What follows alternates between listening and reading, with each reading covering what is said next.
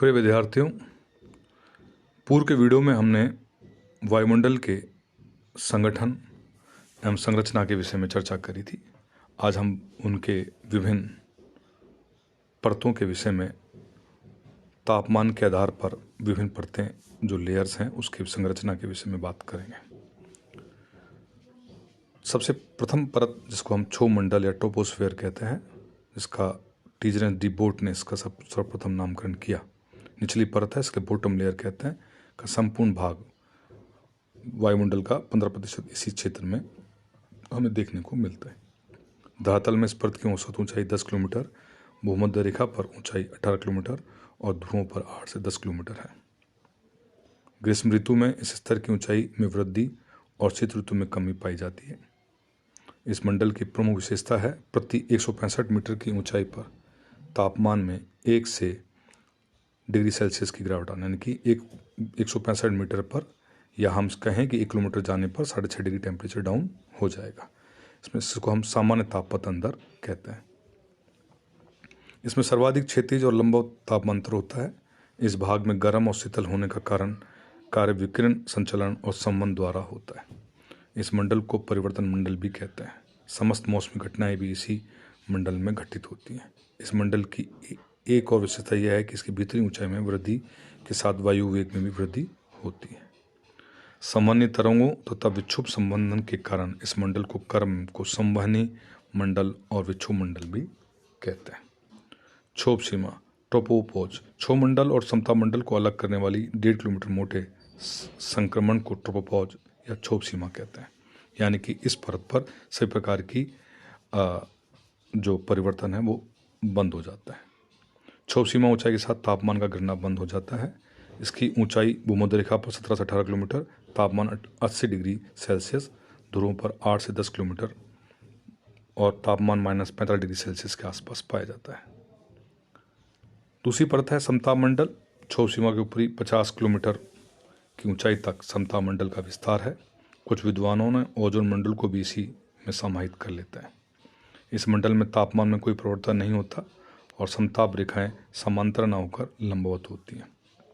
यहाँ संघनन से विशिष्ट प्रकार की मुक्ताभ मेघ, जिसको हम नोक्टिट्यूलेशंट क्लाउड्स कहते हैं, यानी कि गिरने वाली बूंदों के बादल बनते हैं। इस मंडल की मोटाई ध्रुवों पर सर्वाधिक और विषुवत रेखा पर सबसे कम होती है। शीत ऋतु में 50 डिग्री से 60 डिग्री अक्षांश के बीच समताप मंडल सर्वाधिक गर्म होता है। यह मंडल मौसमी घटनाओं से मुक्त होता है, इसलिए वायुयान चालकों के लिए उत्तम होता है। 1992 में समताप मंडल की खोज एवं नामकरण टीजरेंस डी बोट ने की थी।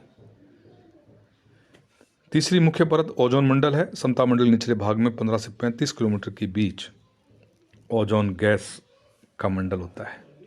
ओजोन गैस सूर्य से निकलने वाली अतिप्त पराबैंगनी किरणों को यूवी रेज को सोख लेती है। इस स्तर को प्रति किलोमीटर 5 डिग्री सेल्सियस की दर से तापमान बढ़ता है। इसी अन्य तापमान कारण वायुमंडल में ध्वनि एवं निर्वात के वाले उत्पन्न होते हैं। वर्तमान में ओजोन परत के क्षरण की समस्या के निवारण के लिए मॉन्ट्रियल प्रोटोकॉल एवं अन्य उपायों के जरिए ओजोन क्षरण पदार्थों को कड़ाई से रोक लगाई जा रही है।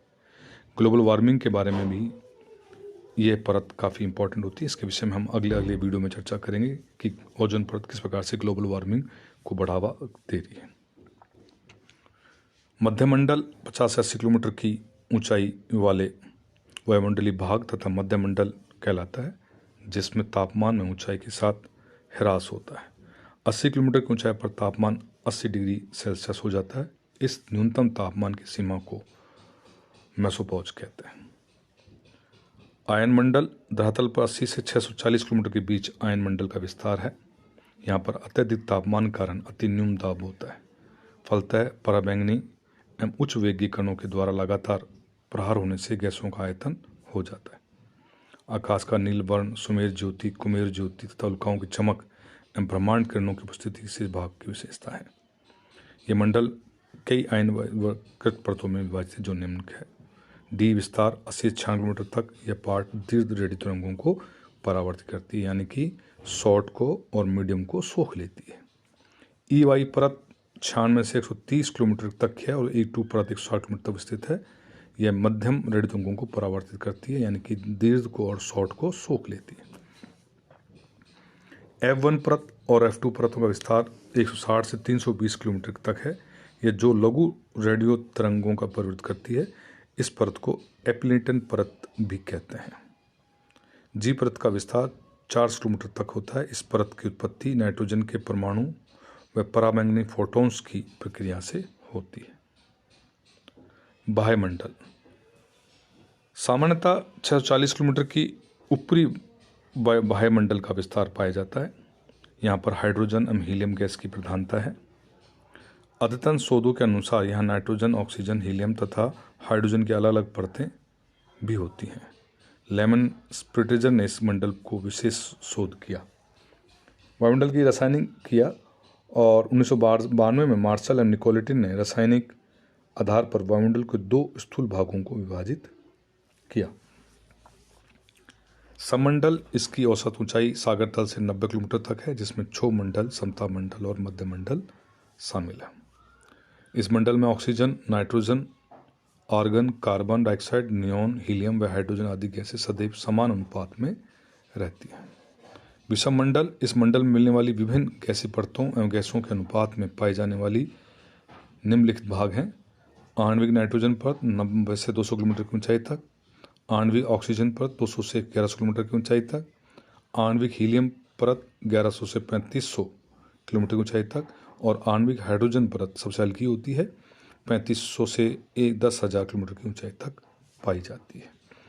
तो प्रिय विद्यार्थियों, हमने तापमान के आधार पर और गैसों के रासायनिक आधार पर विभिन्न परतों के विषय में चर्चा करी। ये परतें, ये वायुमंडलीय परतें पृथ्वी के लिए, जैविक मंडल के लिए कितनी आवश्यक है।